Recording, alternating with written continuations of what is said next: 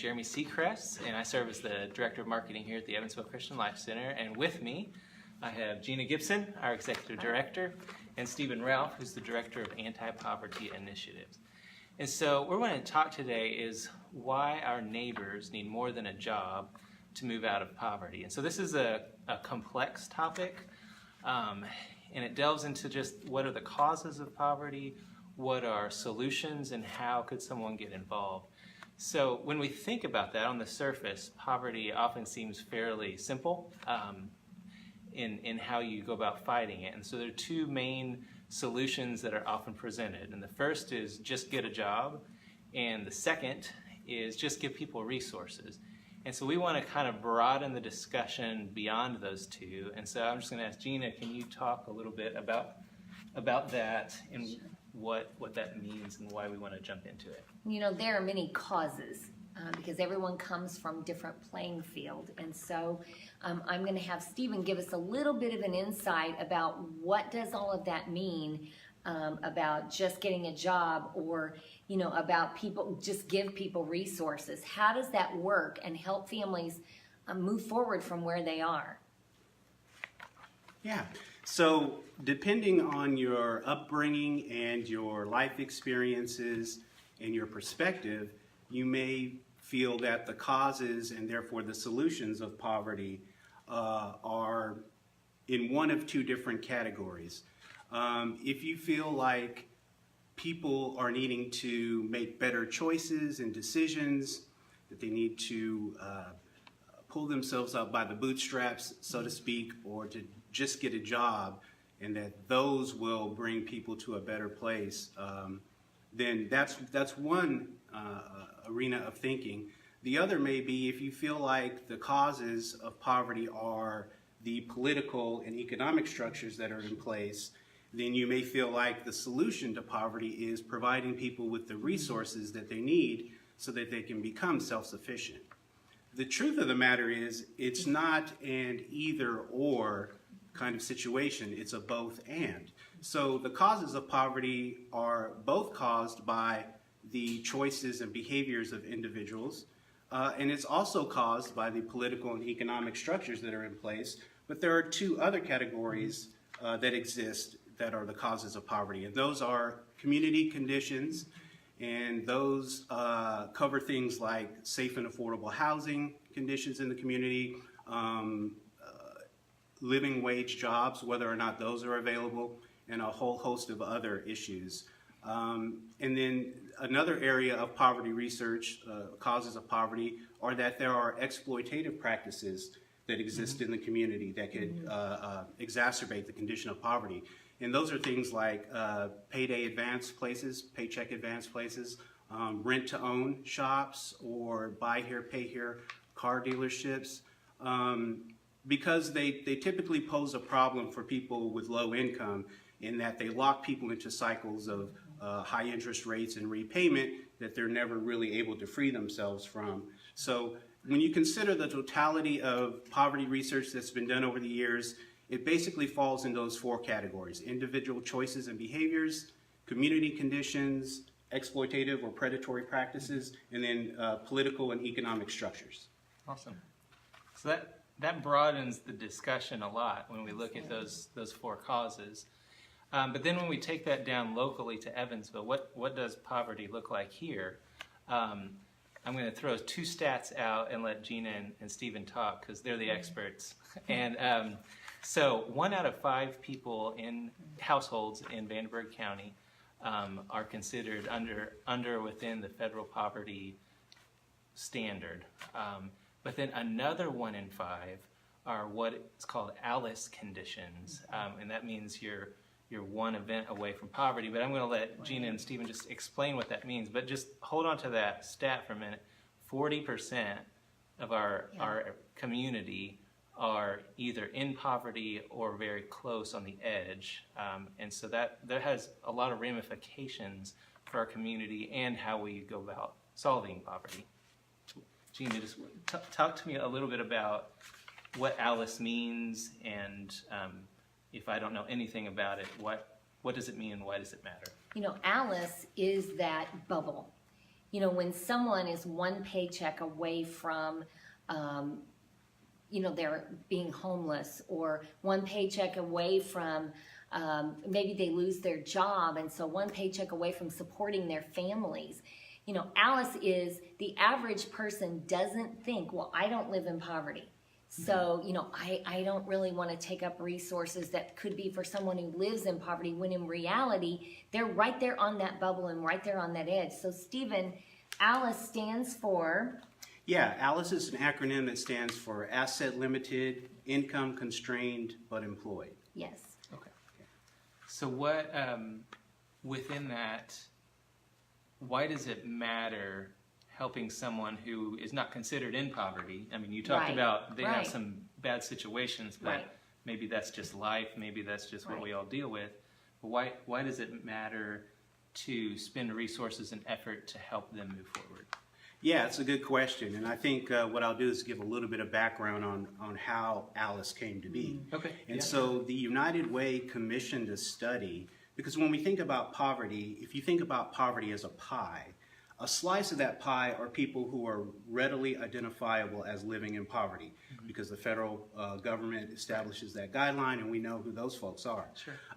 But it didn't paint the entire picture of what poverty looked like. And so the United Way decided to commission this study to find out who else is struggling, those folks that don't necessarily appear on the radar, the poverty radar.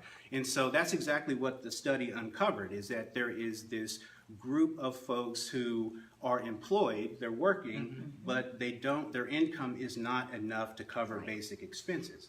So they're still struggling from paycheck to paycheck to make ends meet. And so the reason why it's important, like with any slice of the poverty pie, any demographic of the poverty pie that we're working with, it's important to work with folks who are in these ALICE conditions, because they may not have as many barriers to self-sufficiency as, say, somebody who grew up in generational poverty, who has maybe more significant barriers to overcome to become stable. Those in that ALICE category tend to be able to become stable a little quicker because they have less barriers and challenges ahead of them. Okay. Yeah. So when we think about us as a community, why is that important community-wide to serve those in that category? Why do they need to move towards self-sufficiency, and why do we need to invest resources in that specific way? Yeah, well, I think it ties to the larger issue of poverty in general, and why we need to address poverty in our community. And that is that we're all tied together. We all kind of share this geographical space, and we're all citizens of this community. And so when when folks who are on that bottom rung of the economic ladder don't receive the help and the assistance that they need to become self-sufficient, our community as a whole suffers. Sure. And so we need to include all of those demographics of folks who are struggling to become stable, so that we can better our community as a whole. Awesome. Absolutely. And it only takes a few steps down that rung of that ladder for them to fall into total poverty. Yep. And so if we can help someone that is halfway up the ladder instead of on the bottom or below, then there's less effort on our part, and we can make our community change what the culture looks like in our community. Sure. So Gina, as the Evansville Christian Life Center, I know we've talked through, as we've kind of processed who we serve, what's our focus, our niche, and calling in some of those directions.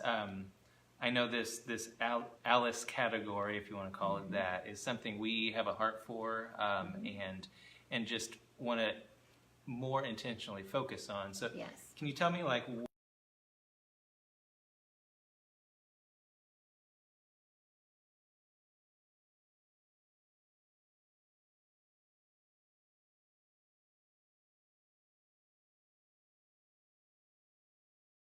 more who are in that ALICE category and on that bottom rung, and it's easier to come alongside of those folks and help them learn just through education with our GAIN initiative and with our other life skills classes that we offer here at the Life Center, to help educate them on how to move forward, because sometimes that's the only reason why they don't move forward because they don't have the knowledge or the experience on how to do that.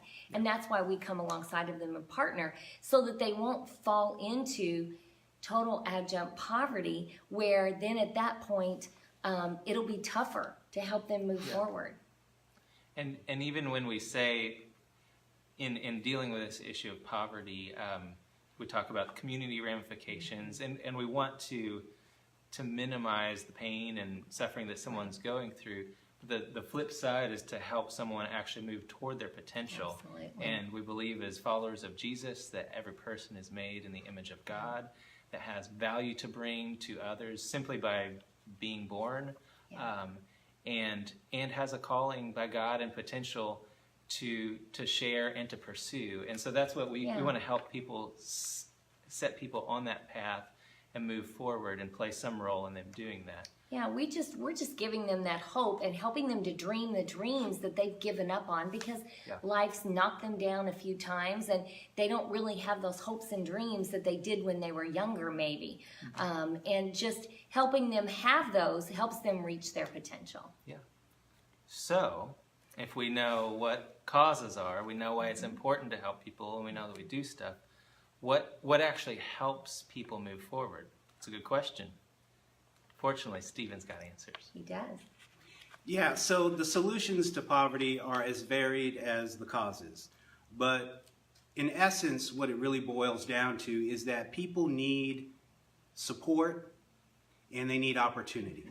And so if we can connect folks to opportunities in the community, whether they be educational or employment opportunities, if we can help to increase awareness of things like financial literacy, there's always going to be a place for supportive services.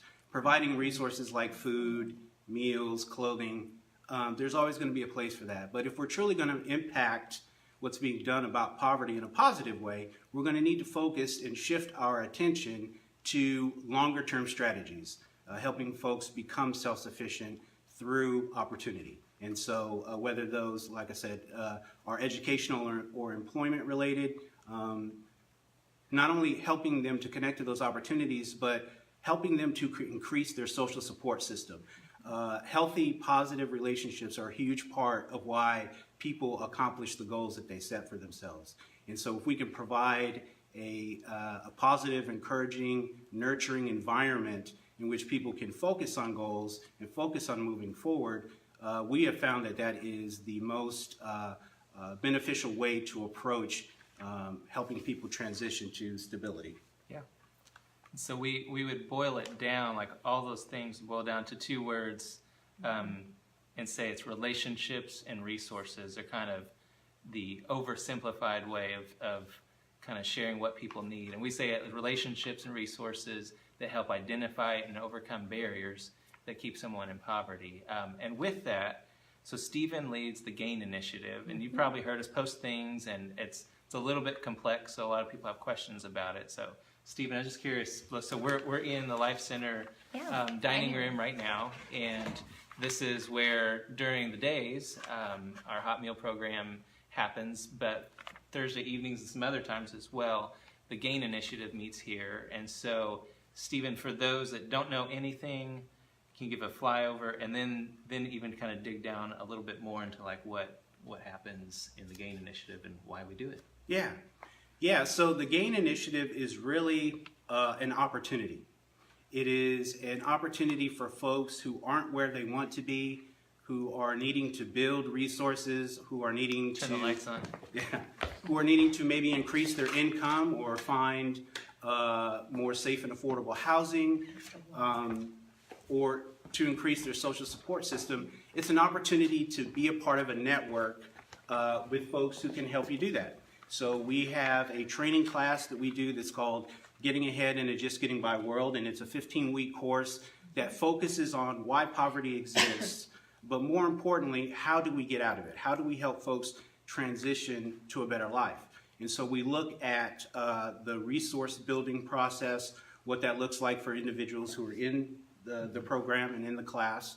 And we kind of provide, it's kind of like a holistic approach to building social support, building resources, and connecting to opportunities. So it starts with the 15-week class, but we expand upon that experience by matching program participants with volunteers from the community who become a part of that social support system, helping participants to work on goals, to focus on connecting to opportunities and moving forward. Awesome. I'm impressed that you kept going with the lights shutting off. Apparently our lights are on timers, and I didn't know that. So we're going to kind of jump into this a little bit later too, but for someone that wants to either participate, like be a participant, or that wants to learn more about how they can help with the GAIN initiative, what are some options for them? Yeah, so anyone who is wanting to explore what GAIN is about, basically you can either contact us, and the entry point is our Getting Ahead class. So we use that for both volunteers and participants to just really kind of set the stage for what poverty looks like in our community and how we can go about helping people move forward. So really it's all about whether or not you're looking for a better life. If you're not where you want to be and you need to build resources to get there, you can explore the GAIN initiative to help you do that. If you are wanting to be a part of the solution to poverty, if you want to partner with folks who are trying to make good decisions and build resources, if you want to be a part of that process, getting involved in the GAIN initiative will allow you to not only understand our community a little better, but also how you can help someone get to a better place in their own life. Yeah, awesome. One thing I think is cool, we've been sharing it a little bit, is just the dramatic change that we've seen in people's lives. I mean, very, very dramatic. And I know, like, some we've gone from living in their car, very extreme circumstances in poverty that had gotten connected with the GAIN initiative, and over a period of time, it's not a clean process, it's not a simple process, but over a period of time, people have moved to being nonprofit leaders, toward community board members, business owners, master's degrees, homeowners, building savings accounts. I mean, just from little wins to very, very just people thriving, and I think that to me just encaptures what the whole goal of what we do at the Life Center and the GAIN initiative. So that's exciting. Do you guys have any other stories or things that just that you've seen, whether GAIN or just this whole idea of kind of who we're trying to serve? You know, it's just amazing to watch the transformation from a parent who does not get involved with their children's school at all to going to their parent-teacher conferences. I mean, talking about the small wins, that's a small win. Most parents in poverty don't feel equipped or confident enough to go to that, and after attending GAIN sessions felt very confident in going in, also going in and talking to their boss about a raise for a position, for a higher paying position. So I mean, just it's also about social skills and the things that we can help them walk through life with a different beat to their drum. Yeah. Stephen, do you have anything else to add, whether along with that or just that you want to kind of share regarding the things we've talked about today? Yeah, no, our GAIN initiative has been very successful in helping people to build resources. So we've seen for folks who have plugged into our network, like I said, it starts with the Getting Ahead journey, but once they finish that and they get put into a support group and start to work on their goals, we've seen an average increase in income by 85%. We've seen folks decrease their reliance on public assistance by nearly half. And again, they're plugging into opportunities to build their own social support network and to further their own educational and employment goals. So, you know, poverty does not discriminate. It doesn't matter, doesn't care if you're black or white, male or female, young or old. And so our GAIN initiative is a nice cross-section of what our community looks like, from our program participants to our community partners, our volunteers. And so again, if you are either needing to build your own resources to get to a better place in life, or you're wanting to be a part of the solution, exploring the GAIN initiative could be a great opportunity for you. Yeah, Absolutely. Cool. As we kind of wrap up here, the goal of us talking here today and of several other things that we're either getting ready to launch or have launched already is we just believe in the power of education and knowledge to help fight poverty. There's a lot of complexity and nuance sometimes, and there's also a lot of oversimplified answers maybe that are given. And so as we learn, as we grow, we want to share that with you in hopes that we're all more on the same page, that we are all as a community heading the same direction, and that if you're interested in getting involved, that you know what we're about, and we do hope you get involved. You can donate, you can volunteer, you can share, you can have services provided, you can have a combination. No matter where you are, there's a place at the Life Center for you to help you to get involved, or both. So I do want to encourage you, if you want to learn more, we do have other resources on our website, including Gina's book, which is for free. There's a lot of other things, more things coming. I encourage you to come take a tour. Yes. So go to restoringpeople.com to learn more about us and how you can take a tour. I'd love to take you on a tour of our building and tell you a little bit about all of the services that we do and how they all connect to help families be successful. I agree. So I'm going to leave it at that. So restoringpeople.com to learn more, to get involved, and to take a tour. Absolutely. So thank you, everybody. Thank you.